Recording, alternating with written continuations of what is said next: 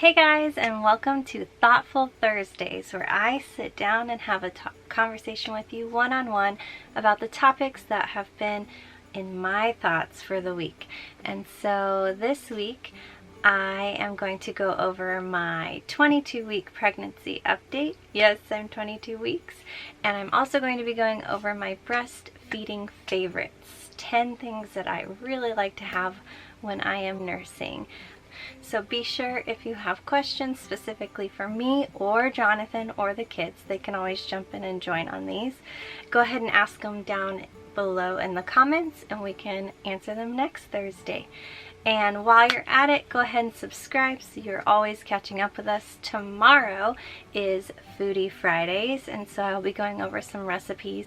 So first of all, I want to go over my 22-week pregnancy. Now we're currently pregnant with number 6, and we do wait until we give birth to find out the gender, so we don't know what we're having technically this time. But there are some theories. The kids are very much voting boy. They all think it's a boy. I'm back and forth depending on the week. There's not any common trends from when I had the girls and when I had the boys. The only thing that I'm noticing is my hair's a little drier, but that absolutely could be with, I am also nursing Eloise, my 11-month-old right now, and that could be draining a lot from me. So I have my notes of my update, and I'm going to be looking down to update you, but just so you know, if I'm looking down, that's what I'm doing.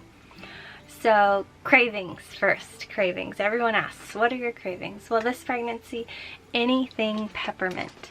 And it could just be the season, the time of the year. It's peppermint time. And actually with Eloise, I craved peppermint a lot as well, but it helped settle my tummy. Now I don't have any tummy issues, but I do crave peppermint, specifically these right now.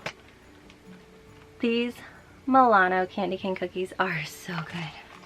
Very good. If you haven't had them, they have them at Target. You can find them there.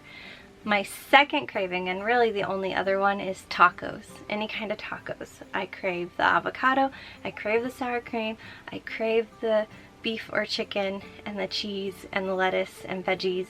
The whole thing together. And it can be in a bowl form, but I prefer it in a taco form.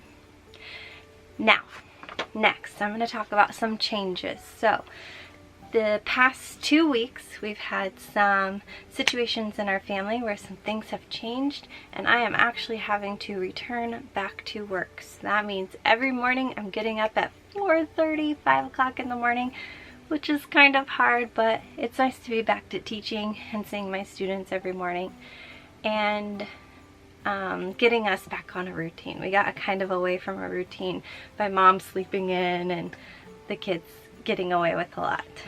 So we'll be back on our routine. Hopefully that'll help. Another thing that has been changing is baby has been moving. I finally felt baby move, and baby's been moving very frequently. Now throughout the day when I'm moving, I don't notice movements as much, but when I do sit down or I lay down and I'm actually able to have some peace, I'm able to pay attention. Usually in the evening when I'm nursing, I lay down for bed, I will notice kicks and movements and hiccups, lots of little hiccups.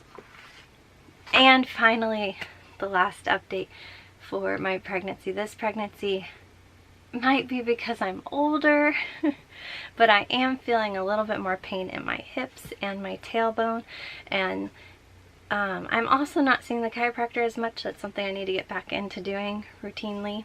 Typically I'll go see the chiropractor at least once a month with a pregnancy, and I'll get adjusted and be able to adjust my hips as the baby grows and as everything shifts. But this pregnancy I haven't been able to as much, and I'm definitely feeling it in my hips and my backbone. Those are my updates. If you have any pregnancy questions, you can ask them down below. Hopefully I'll be able to do a video soon about our home birth journeys and all the kids' birth stories. If that's something you're interested in, I definitely could go through all that. Just let me know. So now let's talk about breastfeeding. Now I have nursed all 5 of my children, like I said. I am very grateful to be able to do that. That is something that is a big priority to us. Now, I do believe a fed baby is best, so however you are able to do it, that is the best way. As long as baby is fed, loved, cared for, taken care of, they're having wet diapers, they're having their regular bowel movements, you're seeing growth in them, a fed baby is a good, healthy baby.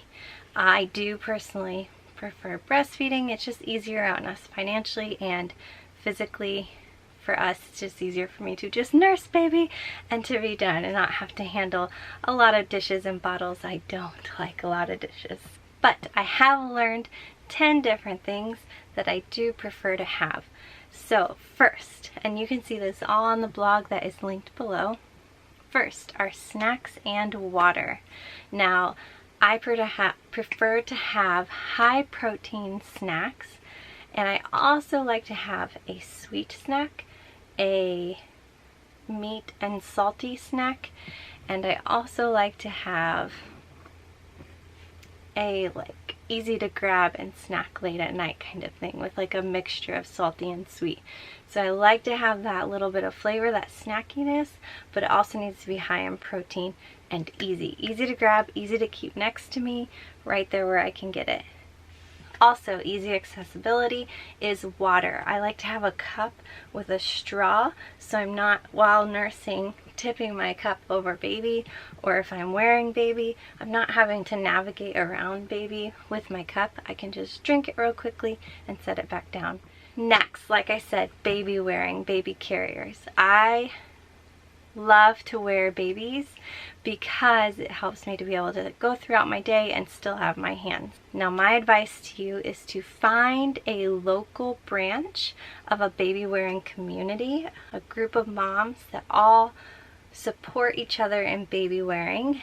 There are senior moms who actually have worn their babies previously and have an assortment of carriers, so they can allow you to try them on and see what you like before you go out and purchase something that you might not like or might not work for you. Next, it is very important to have a comfortable nursing station, and I even suggest a nursing pillow. When you're starting out, you want to make sure that you are comfortable and you are in a good position, that you can test out different positions of baby and you're not hunched over trying to nurse baby. You're in a comfortable position. The pillow can be here and it can help you support baby so that you're not dropping your shoulder down and having a lot of sore pain. You don't want sore pain here, and you don't want any sore pain affecting your breasts while you're nursing, so that will affect your milk supply. Next, number 4, there are items that exist that I never knew existed, but that are very crucial to have.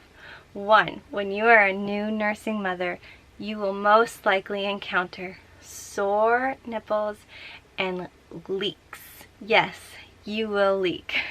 And this is something that was so bizarre to me, but while your body's trying to regulate and figure out how to navigate and how to provide enough milk, you do have leakage, and you do have the possibility of having a poor latch as you're learning, which can create hurt and sore nipples when you start out. So you want to have a cream that you can put on that is safe, and I will link down below to the ones that I suggest. Basically any nursing pad works. These are the ones that I just happen to have and happen to get that I know worked really well and held a lot of milk when I first started out. And then this is the nipple cream that I've always liked because it's the most natural and safe that I've found. Number 5. So this is how to store and catch your milk. Yes, you will be leaking, and yes, you might want to pump to have milk for that just in case time when you might need a little bit of milk storage, like say you have to go back to work. So these are the things that I suggest down below. You can see the links, but there is it's called a haka. I'm not really sure if that's the right word. Haka pump that you can just latch on to one side while baby is nursing on the other, so that will catch. You will have a letdown on both sides typically when you're first starting out, and so you don't want to lose that valuable milk if you're trying to create a storage. And so if you have the haka, that will catch the milk that's coming while baby nurses on the other side. Then you need to have some breast milk bags for storage so that you can store those in it. Any of them really work. There's an Up and Up brand. I like the Medela brand because that's what came with my pump, and that's what I'm the most familiar with. But they always need to be labeled. You want to label the date that you pumped or the date that you collected the milk. That way you know how long of a shelf life they have, because milk does expire eventually.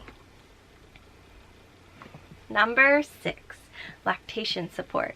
So these are like your milky cookies and your milky tea, and this just helps support your milk supply. So if you're ever feeling like you're low, which typically your body will regulate itself for what baby needs, but there are times when you're very stressed, or you didn't get enough water, or there's a lot going on in your life and you're just not producing enough milk to your standards and baby seems to be hungry, these things can help keep your milk more consistent. What number are we on? Yes, number 7, a nursing bra. So I really like to have a sports bra type nursing bra that is easy to move and really relaxing. There's also the ones that unlatch and come down. Those work as well. Number 8, this is my nursing clothing hack. No, you do not have to go out and buy expensive nursing clothing. Here's my trick. What you want to do is you want to have a long tank top. A long tank top that will cover down past your waist, but that is also low enough that you can move either side, that you can stretch. So a stretchy, long tank top. Then you can wear your normal shirt on top, and that creates a nice little tunnel. So you can pull your normal shirt up, you can pull your tank top down, and that'll create coverage. So you'll still be covered from here down, and you'll have a little bit of coverage here. And if you have a loose shirt, you can actually cover baby's head a little bit if you're wanting to have more coverage while you're out in public. Now there are times when you might need what they call soothing pillows, and these are just support for if you're having a clogged duct, and you might also want to have a heat pad on hand. These are things that you just want to have 1 or 2 on hand as an emergency, because you don't want to come down with a clogged duct or something and have to run to the store with all that pain while trying to figure out what's going on. You can put on a heat pad and create warmth, and then have that soothing pad afterwards, the soothing pillow as they call it, to help just cater to that bruised area that's hurting you. And last but not least, number 10, you need to have patience with yourself and willingness to ask for help. If you feel like you're struggling, please reach out to your local mom community, lactation consultants, pediatricians, doctors. They're all here to help. They're all educated. They all have experiences in different ways, and that is the best way to make sure you are successful with your nursing journey. And also patience with yourself. You're doing a great job, Mama. Nursing is hard. It's tiring. I hope these 10 suggestions help you out. Some of them have a little bit more, but hopefully those really help you on your journey with breastfeeding. You can always ask questions down below if you have any. Don't forget to like, subscribe, and have a happy day. You can find us on Instagram too. I do a lot of uploads there of the kids and our day-to-day. I hope you're having a great day, and I hope to see you tomorrow for Foodie Friday. Thank you so much. Bye guys.